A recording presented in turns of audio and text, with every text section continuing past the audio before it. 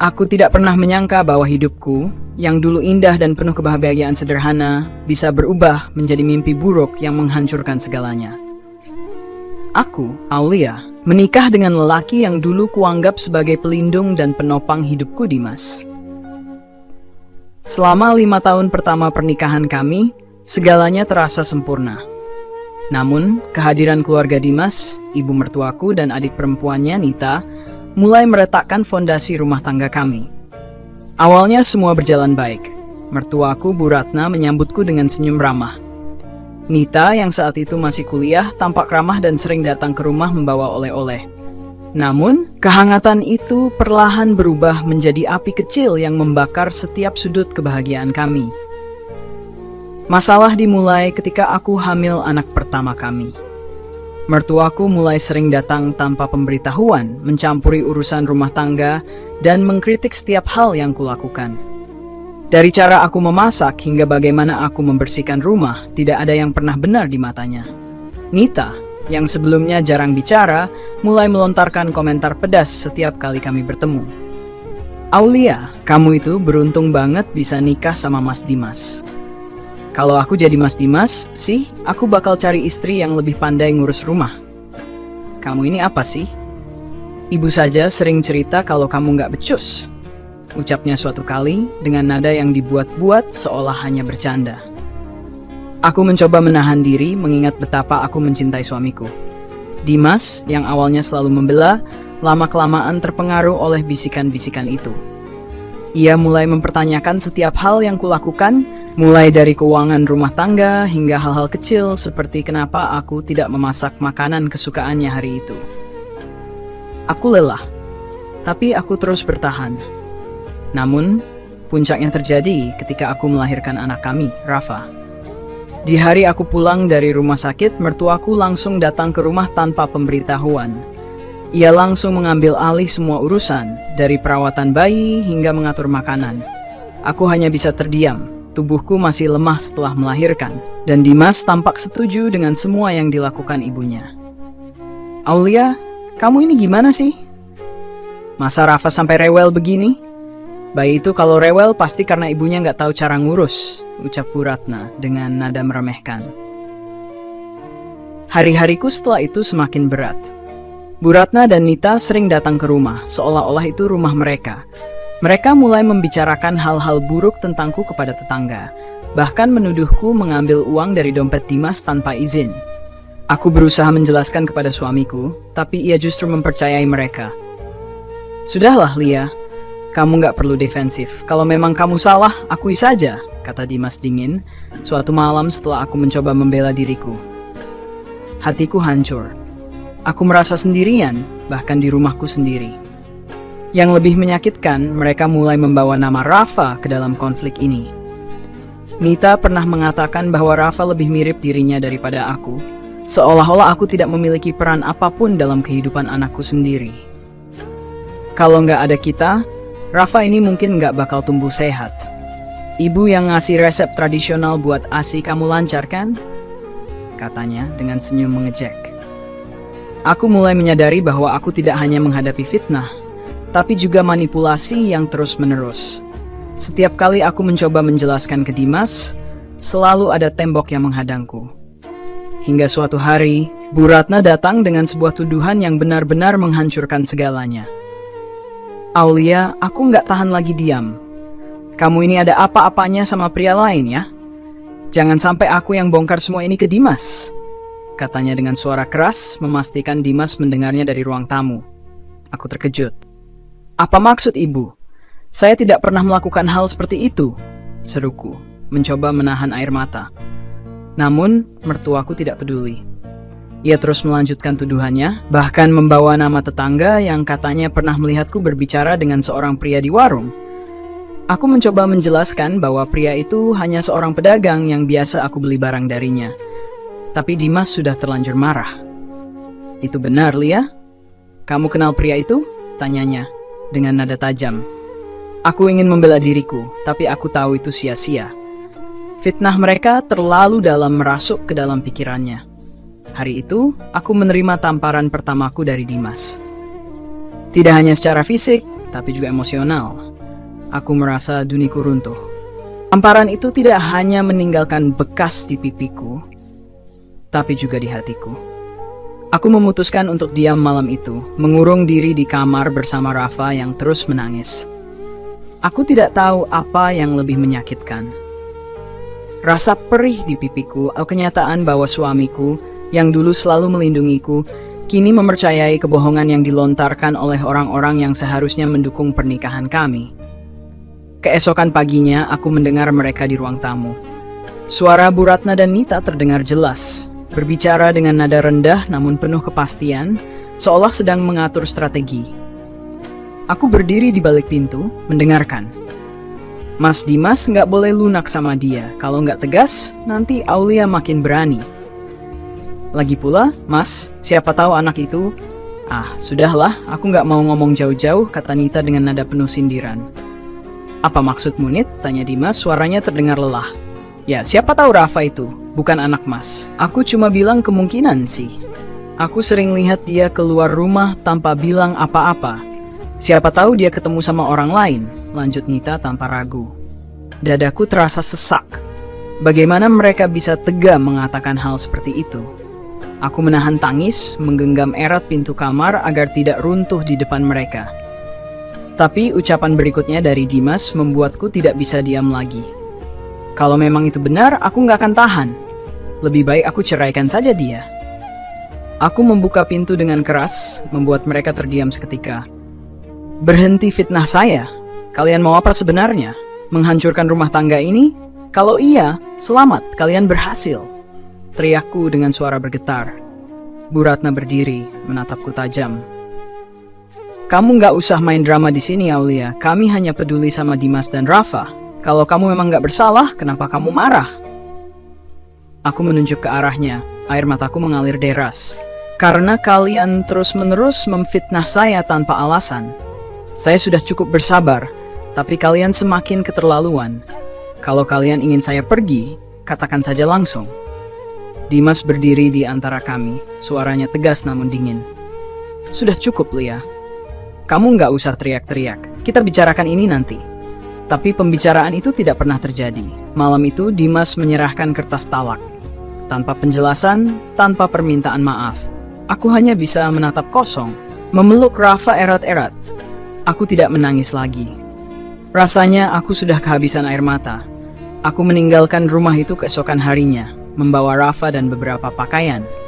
Tidak ada yang menghentikanku, tidak ada yang menahan tanganku. Aku pergi dengan luka yang tidak pernah kubayangkan sebelumnya. Tapi itu belum akhir cerita. Aku bertekad untuk membalas mereka, bukan dengan kebencian, tapi dengan kebenaran. Mereka telah menuduhku, menghancurkan hidupku, dan merenggut kebahagiaanku. Setelah keluar dari rumah itu, aku kembali ke rumah orang tuaku.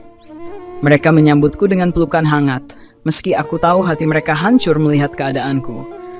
Ayahku yang biasanya tenang terlihat marah. Kenapa kau tidak cerita lebih awal, ya? Mereka sudah melampaui batas, katanya tegas. Aku hanya bisa diam, menunduk sambil memeluk Rafa yang tertidur di pelukanku. Malam itu, aku duduk sendirian di kamar. Pikiranku berkecamuk. Mereka telah menghancurkan hidupku dengan fitnah dan manipulasi. Aku tahu jika aku diam, mereka akan terus menjalani hidup mereka tanpa rasa bersalah. Tidak. Aku tidak akan membiarkan itu terjadi. Aku akan membalas mereka, tapi tidak dengan amarah yang membabi buta. Aku akan menggunakan kebenaran sebagai senjata. Esok paginya, aku mulai mengumpulkan bukti. Aku ingat, ada beberapa tetangga yang sering mendengar percakapan mertuaku dan Nita saat mereka datang ke rumah.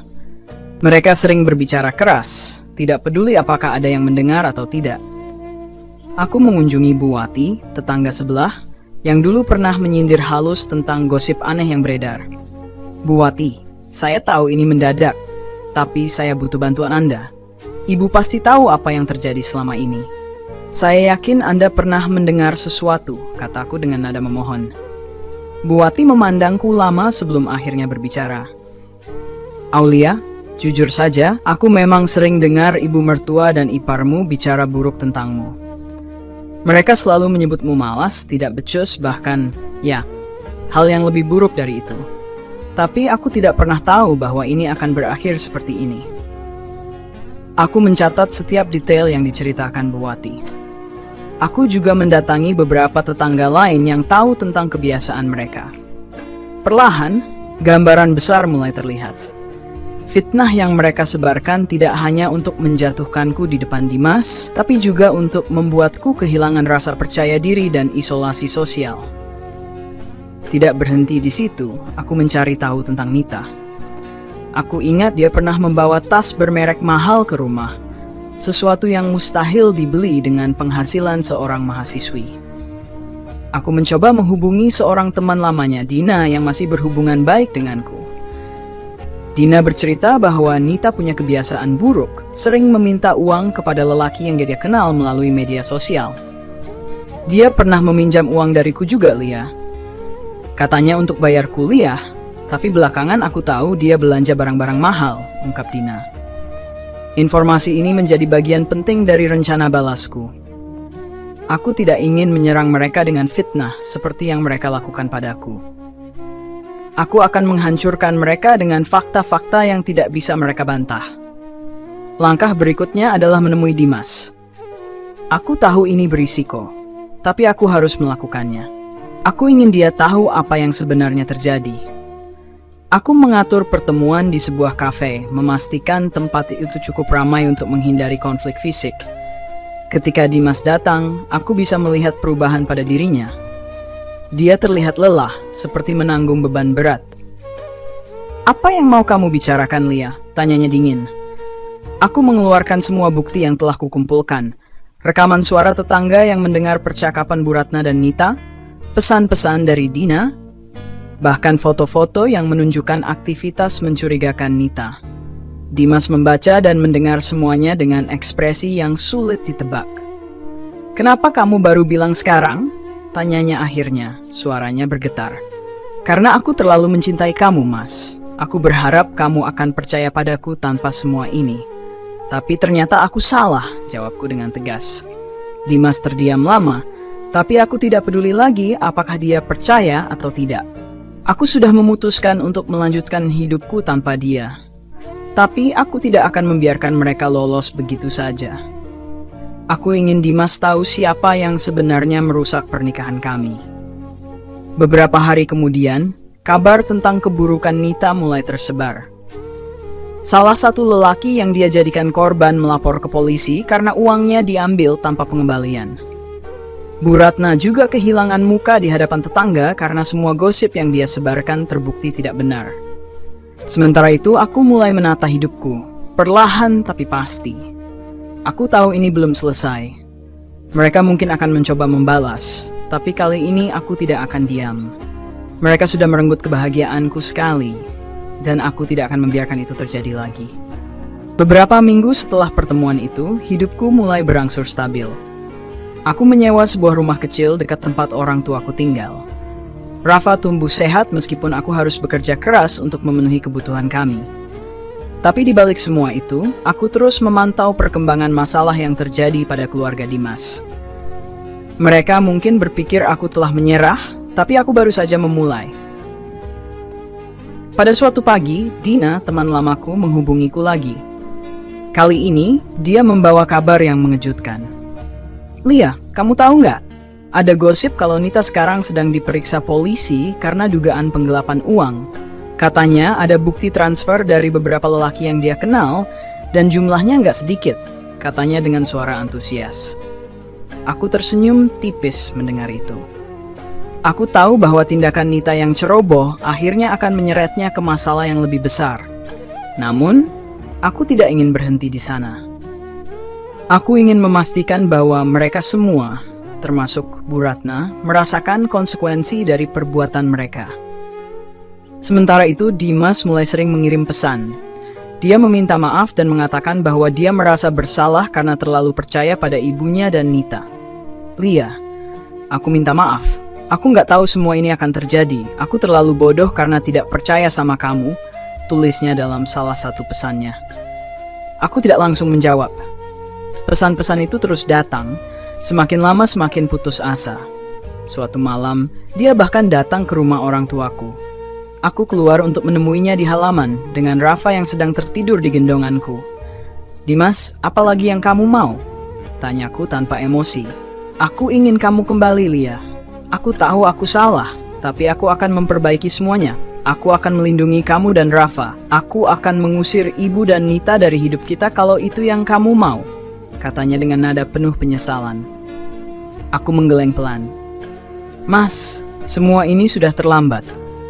Kamu memilih untuk percaya pada mereka daripada aku. Kamu bahkan tega menyerahkan surat talak tanpa mendengarkan penjelasanku. Luka itu terlalu dalam, Mas, dan aku nggak bisa begitu saja melupakannya." Dia terdiam, terlihat hancur. Aku bisa melihat air mata di matanya, tapi hatiku tidak lagi tergerak. Aku memutuskan untuk tidak memberikan jawaban pasti. Aku hanya mengatakan bahwa aku membutuhkan waktu untuk memikirkan semuanya, meskipun sebenarnya aku tahu keputusan apa yang akan kuambil. Sementara itu, masalah yang menimpa Nita semakin parah. Dia tidak hanya dituduh melakukan penggelapan, tetapi juga terungkap bahwa dia memiliki utang besar yang selama ini ditutupi oleh Bu Ratna. Berita itu menyebar cepat di lingkungan mereka, membuat reputasi keluarga Dimas hancur. Bu Ratna, yang selama ini selalu tampil angkuh di depan tetangga, mulai jarang terlihat keluar rumah. Suatu sore, aku mendapat kabar bahwa Nita telah ditangkap polisi. Aku tidak bisa menahan senyum puas, meskipun aku tahu kebahagiaan ini tidak akan bertahan lama. Bu Ratna mencoba menghubungiku beberapa kali, tapi aku tidak pernah mengangkat teleponnya. Dia bahkan datang ke rumah orang tuaku, memohon untuk bertemu denganku. "Bu, saya rasa tidak ada lagi yang perlu kita bicarakan. Semua sudah jelas.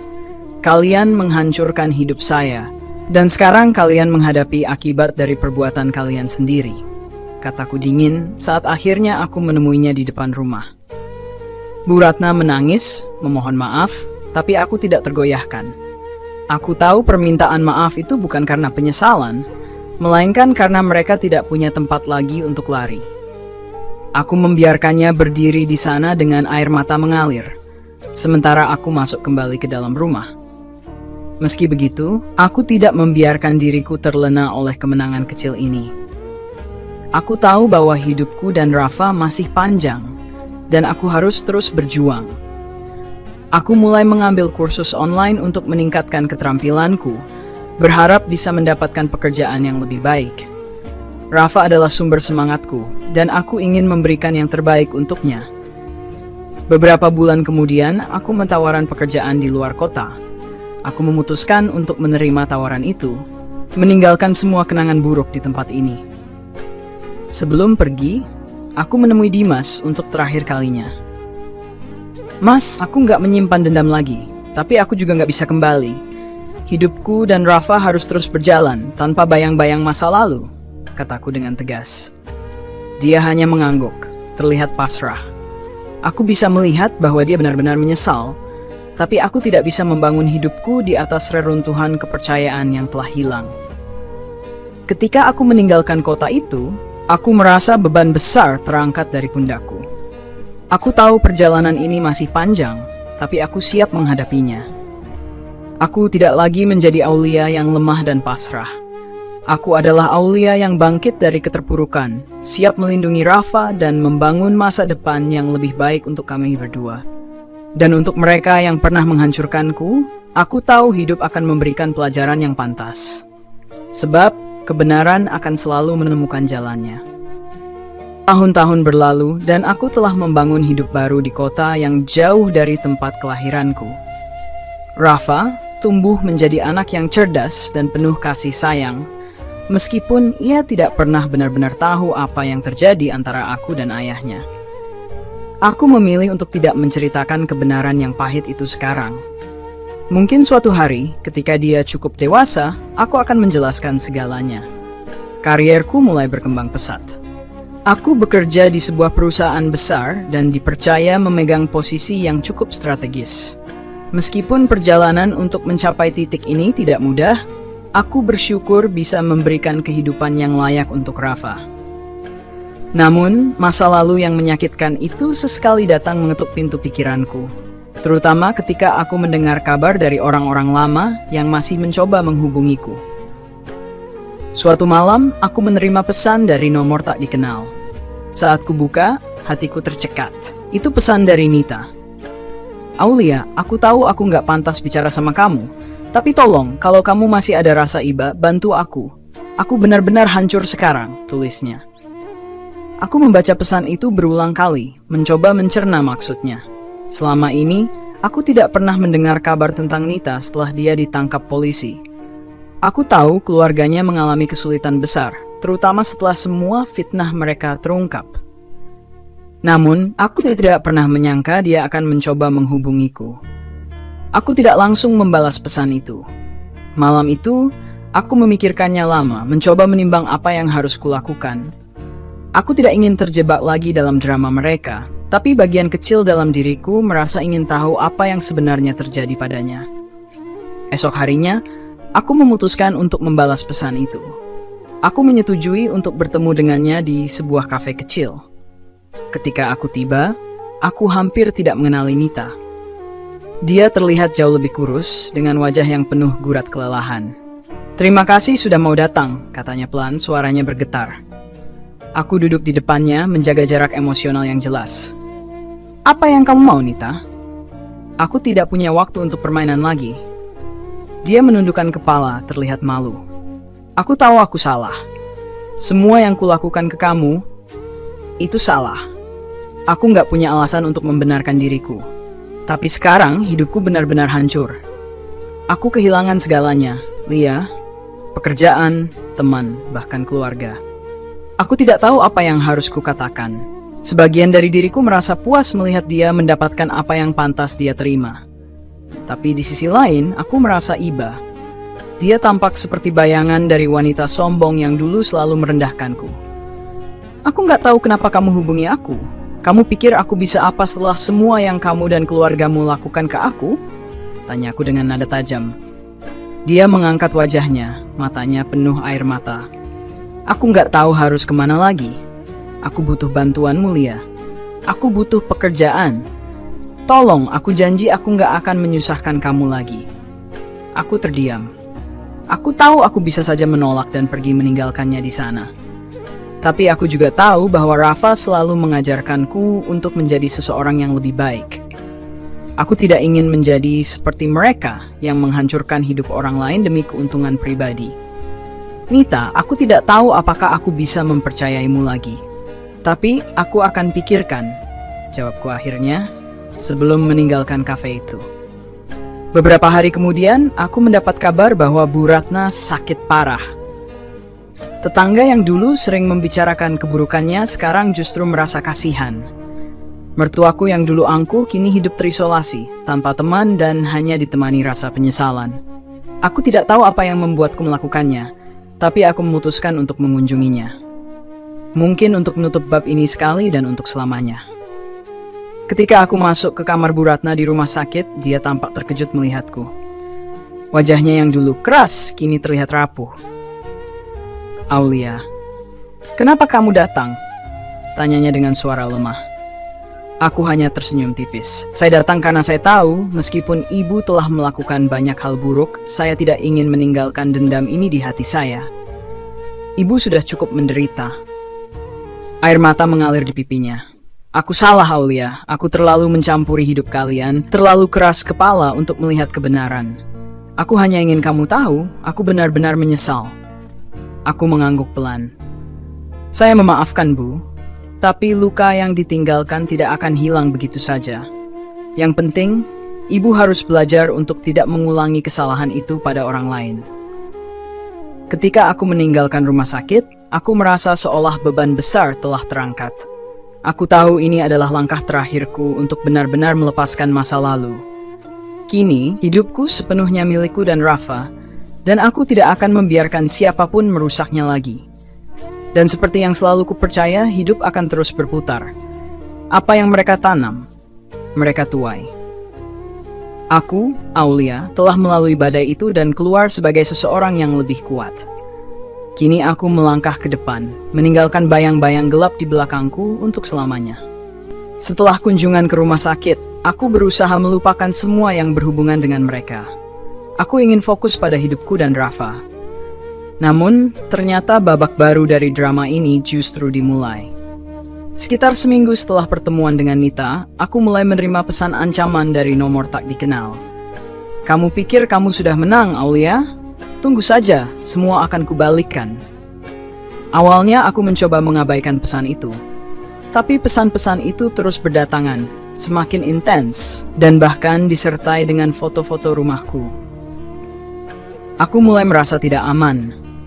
Aku yakin ini ada hubungannya dengan masa laluku, tetapi aku tidak tahu siapa yang bermain di balik layar. Puncaknya suatu malam saat aku baru saja pulang kerja, aku mendapati pintu rumahku dicoret dengan cat merah. Tulisan besar itu berbunyi, "Kau akan membayar semuanya."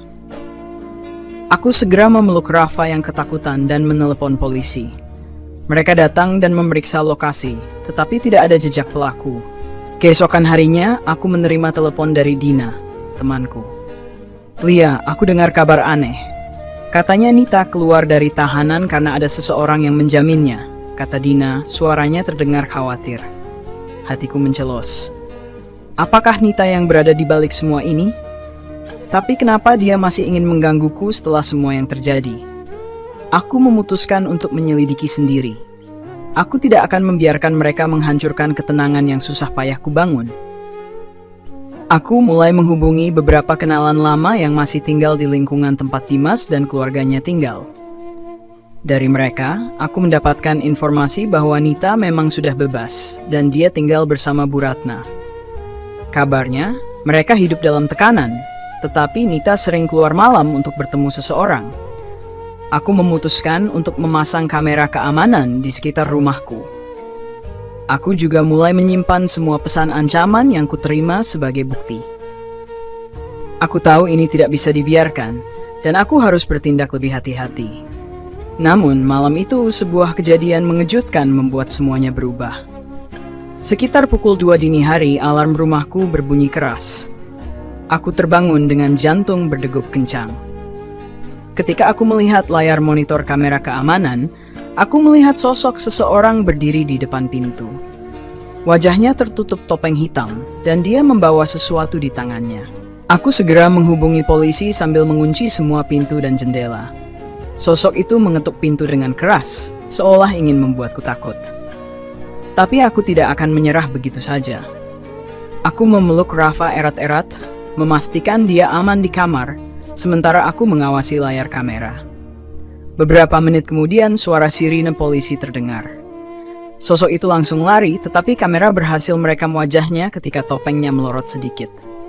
Aku tertegun melihat rekaman itu. Itu jelas Nita.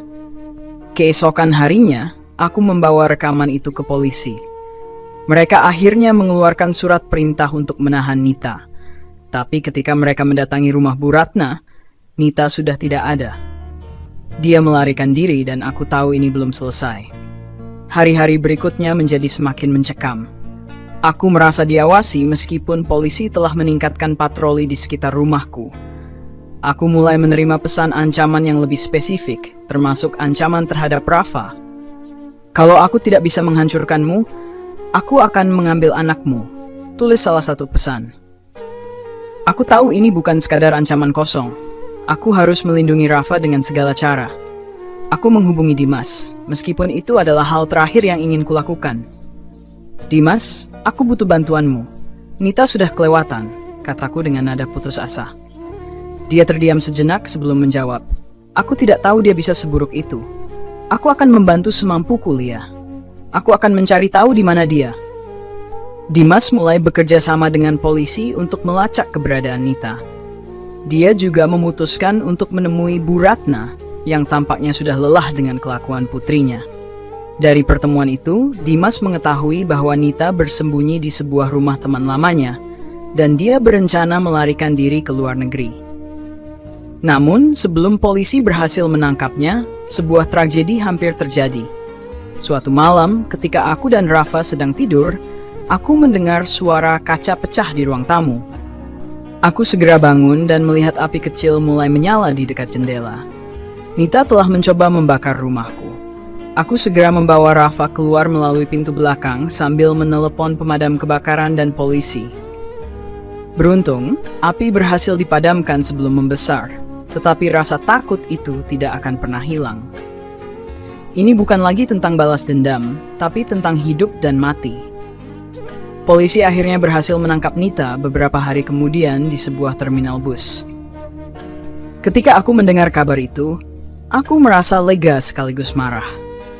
Nita telah menghancurkan begitu banyak hal dalam hidupku, dan sekarang dia akan menghadapi hukuman yang jauh lebih berat.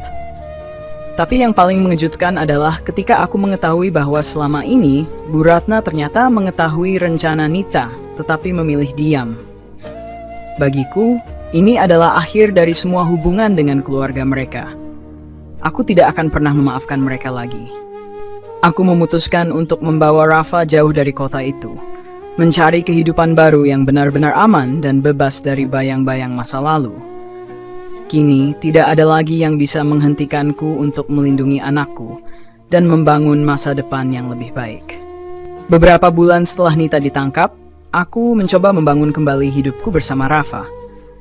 Kami pindah ke kota baru yang lebih tenang, jauh dari semua kenangan buruk yang terus menghantui. Namun, meskipun fisikku berada di tempat yang baru, pikiranku masih sering diganggu bayangan Nita, Bu Ratna, dan masa lalu yang kelam itu. Namun, hidup tidak semudah membalik halaman. Suatu malam, aku menerima telepon dari Dina. "Lia, kamu gak bakal percaya ini. Ada yang bilang Nita sudah keluar dari tahanan karena kurang bukti. Aku nggak tahu bagaimana bisa, tapi sepertinya dia punya koneksi kuat," katanya dengan suara panik. Aku langsung merasa darahku mendidih. Bagaimana mungkin seseorang seperti Nita bisa lolos dari hukuman setelah semua yang dia lakukan? Dina memberitahuku bahwa Nita terlihat di sekitar kota lama, dan beberapa orang mengatakan dia mencoba mencari tahu di mana aku tinggal sekarang. Aku tidak bisa diam saja. Aku memutuskan untuk menyewa seorang pengacara dan menyiapkan semua bukti yang pernah kukumpulkan. Dari pesan ancaman hingga rekaman kamera, semuanya akan kuserahkan kepada pihak berwenang. Aku tidak akan membiarkan Nita atau siapapun dari keluarganya mengganggu hidupku lagi. Beberapa hari kemudian, aku menerima pesan anonim. Isinya sangat mengejutkan. "Kau pikir kau bisa lari, Aulia? Aku tahu di mana kau sekarang. Aku akan datang, dan kali ini kau tidak akan bisa menghindar." Hatiku berdegup kencang. Siapapun yang mengirim pesan ini, dia tahu keberadaanku. Aku langsung menghubungi polisi di kota baru ini, melaporkan ancaman tersebut.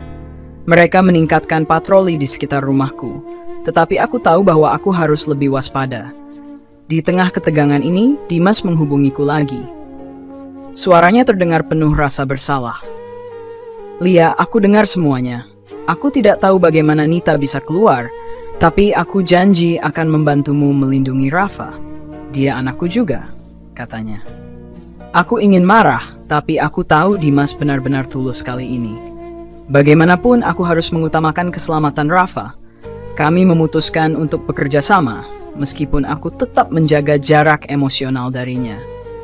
Dimas mulai menyelidiki melalui kontak-kontaknya. Dia menemukan bahwa Nita memang memiliki koneksi dengan seseorang yang bekerja di sistem peradilan yang membantu membebaskannya. Informasi ini membuatku semakin muak, tetapi juga memberiku tekad untuk melawan. Suatu malam, ketika aku sedang bersiap tidur, aku mendengar suara langkah kaki di luar rumah. Aku segera memeriksa layar kamera keamanan dan melihat sosok yang mencurigakan berdiri di halaman. Aku mengenali bayangan itu, Nita. Dia tidak sendirian. Ada seorang pria bersamanya, dan mereka tampak membawa sesuatu. Aku segera mengunci semua pintu dan jendela, memastikan Rafa tetap aman di dalam kamar. Dengan tangan gemetar, aku menghubungi polisi sambil tetap memantau layar kamera. Nita mulai mengetuk pintu depan dengan keras. Suaranya menggema di malam yang sunyi. "Aulia, keluarlah. Kita belum selesai. Aku tidak akan membiarkanmu hidup tenang setelah semua ini," teriaknya. Aku berusaha tetap tenang sambil memastikan bahwa polisi sedang dalam perjalanan.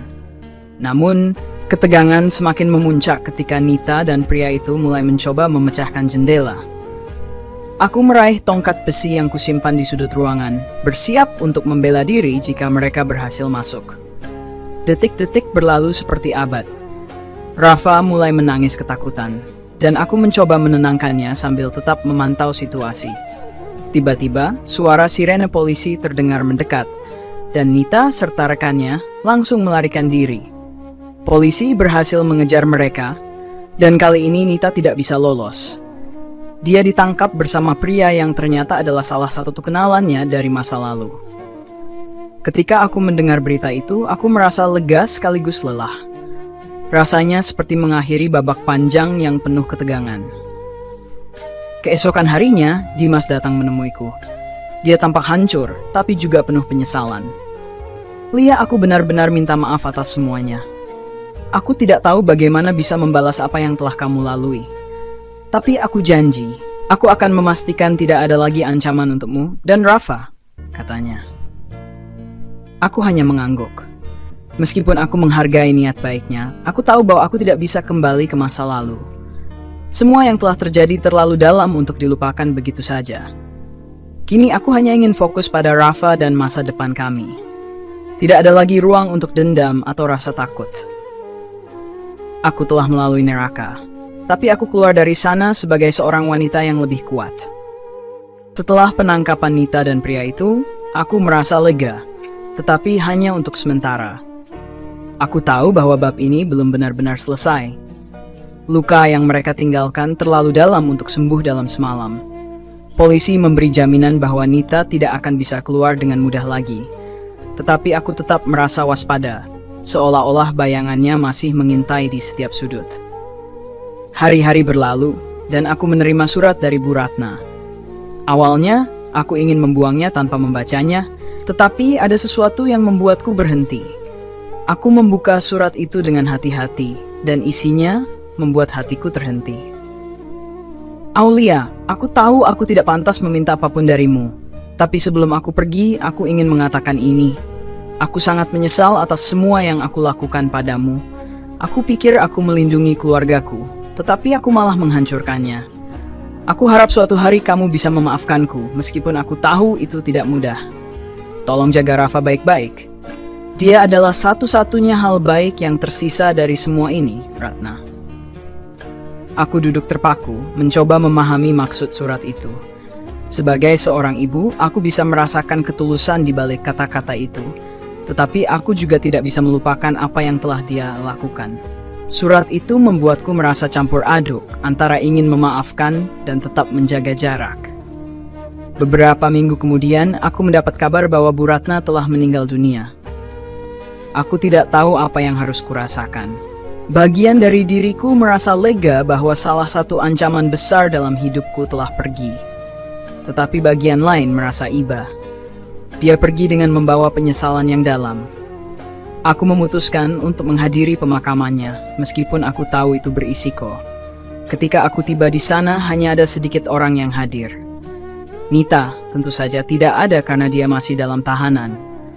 Aku berdiri di kejauhan, tidak ingin menarik perhatian, tetapi seorang wanita tua yang kukenal sebagai tetangga lama menghampiriku. Aulia, kau datang. Itu hal yang baik, katanya sambil menatapku dengan mata berkaca-kaca. Aku hanya ingin memastikan semuanya benar-benar berakhir, jawabku singkat. Wanita itu mengangguk. Bu Ratna sering berbicara tentangmu sebelum dia meninggal. Dia menyesal. Dia tahu bahwa dia telah membuat hidupmu menderita. Dia bahkan mengatakan bahwa jika dia bisa kembali ke masa lalu, dia tidak akan pernah mencampuri urusan rumah tanggamu. Aku terdiam. Kata-kata itu seharusnya memberikan rasa puas, tetapi aku hanya merasa kosong. Tidak ada yang bisa mengubah apa yang telah terjadi. Setelah pemakaman, aku memutuskan untuk mengunjungi Nita di tahanan. Aku tidak tahu apa yang mendorongku untuk melakukannya, tetapi aku merasa perlu untuk melihatnya sekali lagi. Mungkin untuk mendapatkan penutupan yang sebenarnya. Ketika aku masuk ke ruang kunjungan, Nita tampak jauh lebih rapuh daripada terakhir kali aku melihatnya. Wajahnya yang dulu penuh percaya diri, kini tampak lelah dan penuh penyesalan. Dia memandangku dengan mata yang merah, lalu menundukkan kepala. Aku tahu kamu gak ingin melihat aku lagi. Tapi terima kasih sudah datang. Aku di sini bukan untuk menyenangkanmu, Nita, kataku tegas. Aku hanya ingin tahu kenapa. Kenapa kamu begitu benci padaku?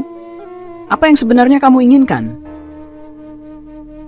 Dia menarik napas panjang, seolah-olah pertanyaan itu menghantamnya dengan keras. Aku nggak tahu, Aulia. Mungkin aku iri. Kamu selalu terlihat kuat, bahkan ketika semuanya melawanmu. Aku nggak punya itu.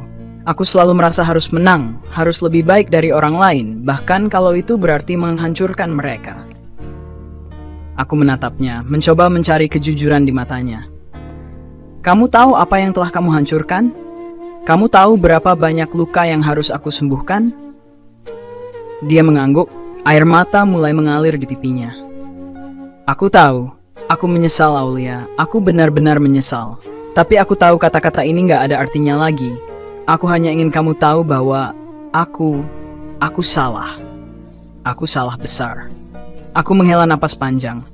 Sebagian dari diriku ingin berteriak padanya, ingin menyalahkannya untuk semua rasa sakit yang aku alami. Tapi aku tahu itu tidak akan mengubah apapun. Luka ini adalah milikku untuk disembuhkan.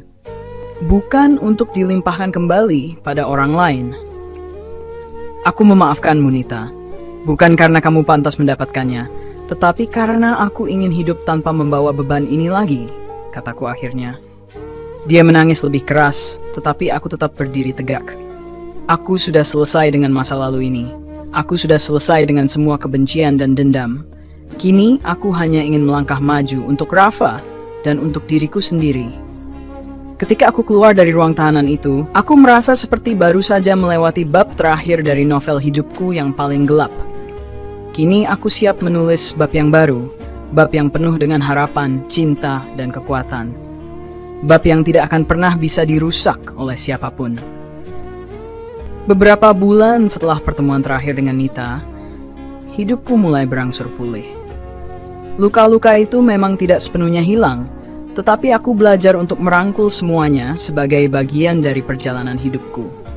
Setiap air mata yang jatuh, setiap malam tanpa tidur, semuanya membentukku menjadi seseorang yang lebih kuat dan lebih menghargai hidup. Rafa tumbuh menjadi anak yang ceria. Tawanya adalah obat terbaik untuk semua rasa sakitku. Dia adalah alasan aku terus maju, alasan aku memilih untuk berdamai dengan masa lalu dan melepaskan semua beban. Di sebuah sore yang tenang, aku duduk di taman bersama Rafa. Dia sedang bermain bola, sementara aku menikmati segelas teh hangat. Saat aku memandang wajah kecilnya yang penuh semangat, aku menyadari bahwa hidupku kini berada di tempat yang lebih baik. Aku tidak lagi membiarkan masa lalu mendikte kebahagiaanku. Aku mulai bekerja di sebuah organisasi yang membantu wanita yang mengalami kekerasan dalam rumah tangga. Setiap kisah yang kudengar mengingatkanku pada diriku sendiri, tetapi juga memberiku kekuatan untuk membantu mereka. Aku ingin menjadi tangan yang dulu aku harapkan saat aku terpuruk. Di malam yang tenang itu, aku menulis sebuah catatan di buku harianku. Untuk setiap wanita yang pernah merasa hancur, ingatlah ini. Kamu lebih kuat dari yang kamu bayangkan. Dunia mungkin akan melawanmu, tetapi kamu memiliki kekuatan untuk bangkit. Tidak ada rasa sakit yang sia-sia jika kamu menggunakannya untuk tumbuh. Jangan pernah menyerah, karena di ujung jalan ini ada kebahagiaan yang menunggumu. Aku menutup buku itu dengan perasaan lega. Ini adalah akhir dari perjalanan panjang yang penuh liku, tetapi juga awal dari babak baru yang lebih cerah. Ketika Rafa berlari ke arahku dengan senyumnya yang lebar, aku memeluknya erat. Aku berjanji pada diriku sendiri, tidak akan ada lagi yang bisa mengambil kebahagiaan ini dariku. Aku telah melalui api dan aku keluar sebagai seseorang yang utuh. Terima kasih telah mengikuti kisah ini. Semoga cerita ini membawa hikmah dan menginspirasi Anda untuk terus maju meskipun dunia terasa begitu berat. Ingatlah, dalam setiap luka ada pelajaran dan dalam setiap perjalanan ada harapan. Sampai jumpa di cerita berikutnya. Salam hangat dari Putri Bercerita.